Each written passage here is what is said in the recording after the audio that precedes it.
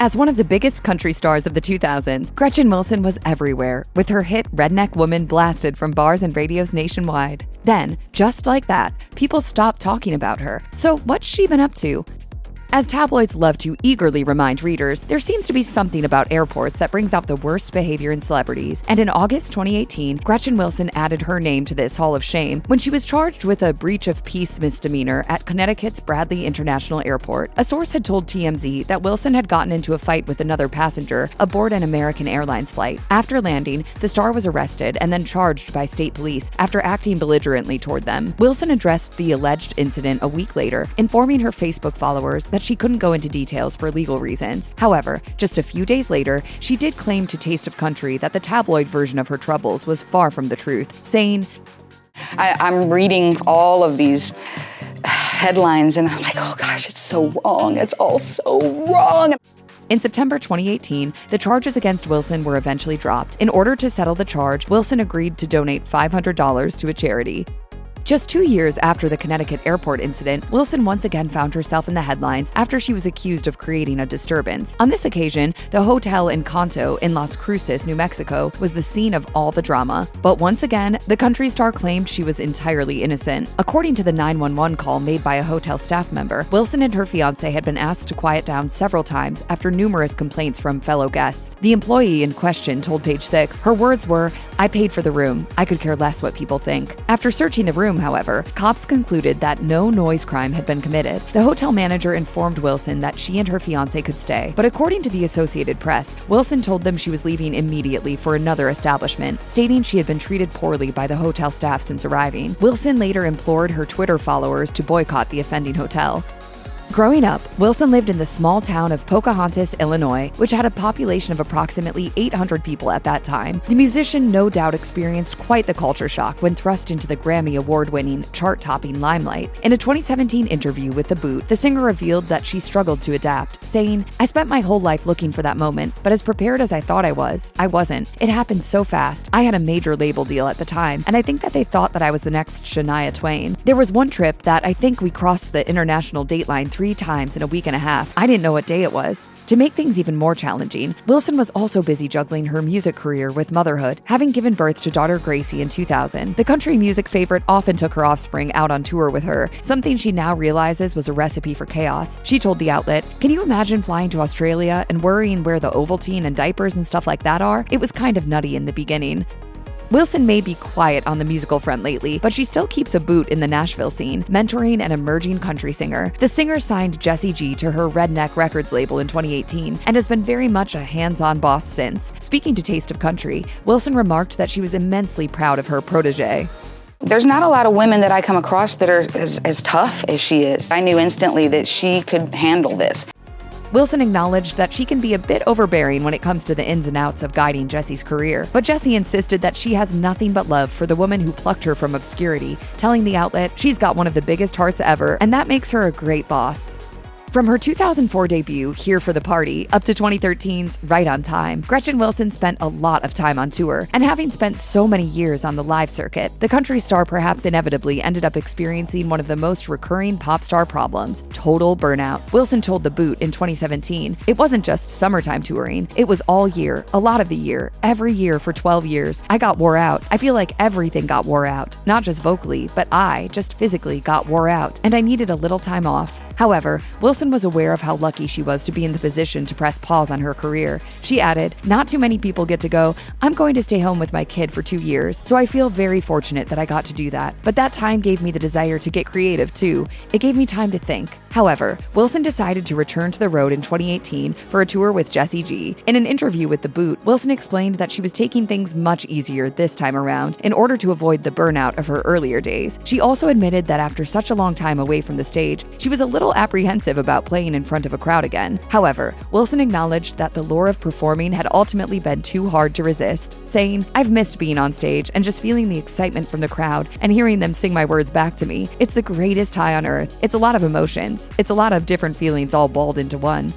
You might not expect country music golden girl Faith Hill to have been a major source of inspiration for proud redneck Gretchen Wilson, but in a 2020 interview with Taste of Country, the latter revealed that she owes much of her career to the former. Wilson recalled how she and producer John Rich were once watching music television when the promo for Hill's Breathe popped up. The singer said, "She's gorgeous. She looks like a supermodel. She's rolling around in satin sheets. I looked at John and said, this is probably never going to happen for me because I'll never look like that, and I'll never be that. That is just not the kind of woman I am." Rich encouraged Wilson to embrace the kind of woman she is, and the result was Grammy award-winning hit Redneck Woman. The star added, "For a long time, I feel like in country music, women had gotten so slick and soft and pretty, so being authentic and being real, that is what got me to this dance." So it was just the time. It was time to write a song for women like me that were happy to be like me. In 2017, Wilson teamed up with Kid Rock for her comeback album, Ready to Get Rowdy. I was raised on traditional country and Southern rock and roll, and that's kind of what the album is. The pair, who have been friends since the mid-2000s, joined forces on the track Bad Feeling. While promoting the record, Wilson told Rare Country that she and Rock first forged a connection after meeting at producer John Rich's 30th birthday bash, adding, "We started talking, and ever since then, we get together whenever we can, whether that's to drink some beers or make some music." Wilson also revealed that Bad Feeling was inspired by a rough period Kid Rock was going through. She added, "He was sort of a mess over everything, and I just left with this song sort of in my head. I got together with a couple of amazing songwriters and got to writing. We trade favors. It was Rock's turn, so I asked him to sing on it with me, and I was really impressed with his vocals." Luckily, Rock's state of mind had improved by the time he headed into the studio with his longtime pal. Wilson got the Christmas present of her dreams in 2018 when she was invited to work with one of her all-time music icons, Bill Anderson. While she didn't actually get to sing alongside the legendary singer-songwriter, she was instead asked to put on a fast food uniform for the music video for Waffle House Christmas, the festive single from his album, Anderson. Wilson said in a press release for the album, "I am so grateful that I was asked to be involved in something like this. I've been such a fan of Bill Anderson for so long, and I get to hang out with my heroes." But as she explained, this wasn't the first time that Wilson had donned such an outfit. She revealed, "I also had a Waffle House uniform in my closet from a television special we did several years ago, so it's been a lot of fun being part of this music video." It also wasn't the first time that she'd embraced the holiday season in her career. In 2013, she released the Yuletide album, Christmas in My Heart. Having scored a #1 country hit with Redneck Woman, Wilson was undoubtedly a no-brainer when it came to selecting ambassadors for Redneck Riviera whiskey in 2018. The Grammy Award winner joined fellow country stars Colt Ford and Granger Smith to promote the brand owned by John Rich, the producer of her 2004 debut album, Here for the Party. Wilson said in a press release, "When John and I wrote Redneck Woman 15 years ago, little did we know there would be a Redneck Riviera whiskey someday. Well, that song changed my life. Here's to hoping this whiskey will change your attitude." Let's just hope that Rich didn't read the interview Wilson gave to High Octane a year later. When asked about her personal evolution, Wilson answered, "I'm more of a red wine sipper now. I still get on the Jack Daniels every once in a while, but I also get up every morning and get on the John Deere zero turn and mow the yard and work outside." Anybody who knows me or has listened to me knows I'm not a follower.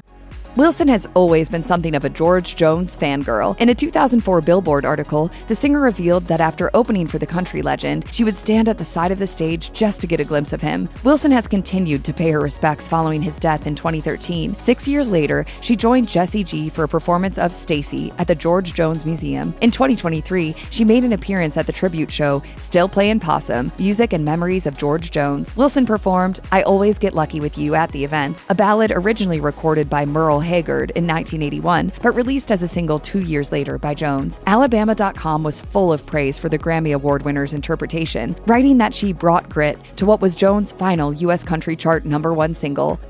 During the 2000s, Wilson amassed 5 nominations at the Country Music Association Awards, winning Female Vocalist of the Year in 2005, but she was snubbed by the event throughout the following decade. That is, until she was invited back to the stage in 2019 for a celebration of women's contributions to country music. Wilson joined an all-star medley of some of the greatest country songs ever performed by women, alongside such artists as Terry Clark, Martina McBride, and the show's co-host, Dolly Parton. As part of that performance, Wilson was able to belt out her 2004 chart-topping debut single, Redneck Woman, but the highlight of the singer's night may well have been her interaction with one of the night's co-hosts. Wilson's publicist told Country Now that during a rehearsal for the ceremony, Wilson complimented Parton on her black rhinestone pants, adding that she'd like to find a similar pair herself. Instead of simply offering directions to the nearest boutique, Parton generously offered her own pair. Wilson gleefully accepted and wore the pants on the night itself.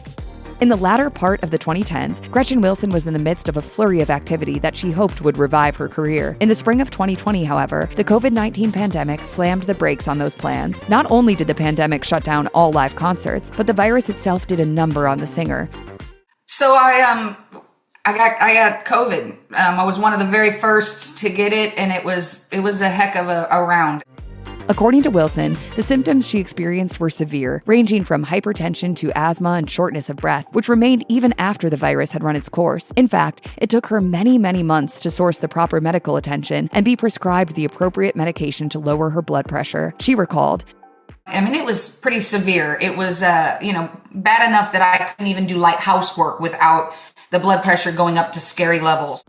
Years later, Wilson was still experiencing the effects of long-haul COVID. She told Billboard, "I've got medications I'll have to take for the rest of my life. High blood pressure, asthma, these are all things I didn't have right before COVID." The lingering impact of the coronavirus wasn't the only health issue that Wilson experienced during that time. As she revealed in an interview with Parade, she'd also suffered a serious accident, telling the outlet, "I also kind of fell and broke both of my leg bones and shattered my ankle." Wilson added that her leg was in a cast for 8 months, during which she required a wheelchair to get around. Speaking with Billboard, she shared details of the accident that put her out of commission for the better part of a year. Wilson told the outlet, "I also was dancing with a 6-year-old boy at a wedding, spinning. Then I lost myself and I shattered my ankle and my leg." She also explained why that hadn't been public knowledge earlier. Wilson told Parade, "And I don't get on social media and go, wah, so I just didn't tell anybody." That particular trait, she told Fox News, is nothing new and is simply part of who she is. She said, "I don't get on my phone and go, oh, woe is me and look at me and I am so sad, boo-hoo. It's just not my personality." I feel like people share too much. With nothing to promote and in need of rest and recuperation, she decided to retreat from the spotlight until she felt she was healthy enough to return. Wilson explained, "Like I said, it took a long time, but I finally got myself into a place where I was like, okay, I feel like I'm back." And it just took a lot of determination, a lot of prayer, obviously, and a lot of hard work.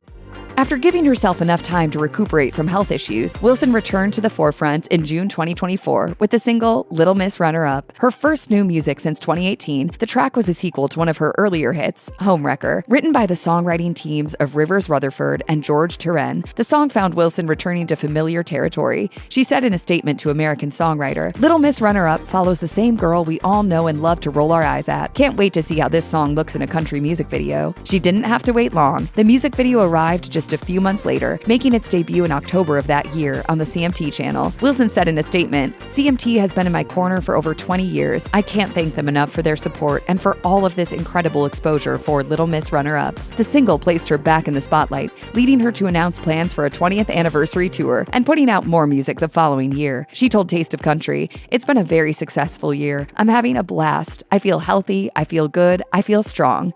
In May 2025, Wilson made a surprise TV appearance in the season finale of The Masked Singer, where celebrities perform in elaborate costumes while a panel tries to guess their identities. In the finale, a costumed performer dubbed Pearl was declared the winner and revealed as Wilson when she removed her mask. I was determined to win it when I got there because I didn't fly all the way out there for nothing. For Wilson, appearing on the show came at a tenuous time in her life, right after she'd spent a few years off the radar to recover from various health ailments. She told 2Fab, "This just happened to come at a point in my life where I had a lot to prove to myself. I had been kind of out of the spotlight for about 2.5 years, and I hadn't told anyone why." In an interview with People, Wilson admitted that returning to the stage, even hidden by a mask, was invigorating, both personally and for her music career. She said, "I feel like it's sort of a comeback moment." This opportunity has really proven to me that there's nothing I can't do. Looking ahead to what may be awaiting her in the future, she was ready to enjoy the ride. Wilson added, "I have no idea what life's going to bring, what challenges, what rewards, what craziness might come. Whether it's familiar or unfamiliar, let's just see how it goes at this moment." At the same time that Wilson was covertly competing on The Masked Singer, she was in talks to join another high-profile network television show. Previously, CBS announced country music powerhouse Keith Urban would star in The Road, produced by his fellow country star Blake Shelton and Yellowstone creator Taylor Sheridan. The show would follow up-and-coming artists as they opened for Urban in a bid to discover new talent. The network subsequently announced that Wilson had been tapped to appear on the show as a tour manager and would serve as a sort of coach to the aspiring singers. She said in a press release, "Stepping into the role of tour manager for The Road has allowed me to take everything I've learned over all of my years of touring and pour it right back into these emerging musicians. Helping them sharpen their talents to capture the attention of these crowds has been a highlight of my career." This is very much more like the real deal. It's bus life. It's out there humping it on the road like we all do. It's a real look at the inside of it. In addition, Wilson will also be performing on the show. The Road is set to debut sometime in 2025. More than 2 decades after releasing her debut album, Here for the Party, Wilson announced a plan for that album right out of the Taylor Swift playbook. Citing Swift's Taylor's Version albums, in which the star re-recorded her old albums, Wilson revealed she planned to do the same for Here for the Party, albeit with some surprising twists. Wilson told Billboard in an interview, "I am gonna do my version, sort of the way Taylor did, but on my label, Redneck Records. But instead of just recreating it the same way, I am going to have a guest vocalist on each song." According to Wilson, a few stars had already signed on to the project, but she wanted to wait until after The Masked Singer to approach more. Wilson said, "I've got a few absolute yeses so far, but I was waiting for this post-Masked Singer moment so that when I make the rest of the calls, they are quicker yeses." Among those who will for sure be on the rebooted album are Travis Tritt and Chapel Hart, while some huge names are also in the running. Wilson told Billboard, "I want to make sure they know I'm not trying to reinvent myself with the album. I've got other things going on, and this will be good for them." While Wilson was reaching out to big stars to help her re-record Here for the Party, she was also using her fame to help bolster the careers of up-and-coming country artists. For instance, in 2025, Wilson joined singer-songwriter Allie Walker on a single, First Time Living. When Wilson first heard the track, the instant connection she felt with the material made it a no-brainer to participate. She said in a statement, "And I just cried my eyes out all the way through listening to it because it sounded like my story, and no one had really connected with it lyrically in that way before." Wilson also teamed up with singer Ira Dean, providing harmonies on his 2025 single, Everything. With the song written for his wife, Dean called in a favor from Wilson, an old pal. Dean told the Music Universe, "I called my long-time friend Gretchen Wilson and asked her to sing on it, and she did an amazing job." With Here for the Party reaching its 20th anniversary, Wilson decided 2025 was the right time to return to the road. Her Still Here for the Party tour, which kicked off in early 2025, marked Wilson's first solo tour since 2019. She said in a press release, "Seeing fans lose their minds at every tour stop and on the 2 performances at CMA Fest last year really gave me the spark I needed to get back out on the road. My band and I have been rehearsing like crazy, and I can't wait to share this music with old fans and make some new ones." In the same release, Wilson promised fans that they'd be experiencing a career-spanning set featuring songs throughout her catalog, particularly from her first few albums. She said, "I'm also digging deep in my catalog and playing songs from those early albums that I haven't played in a while. People ask me about songs like Pocahontas Proud, Trucker Man, and All Jacked Up, so we're breaking those out too."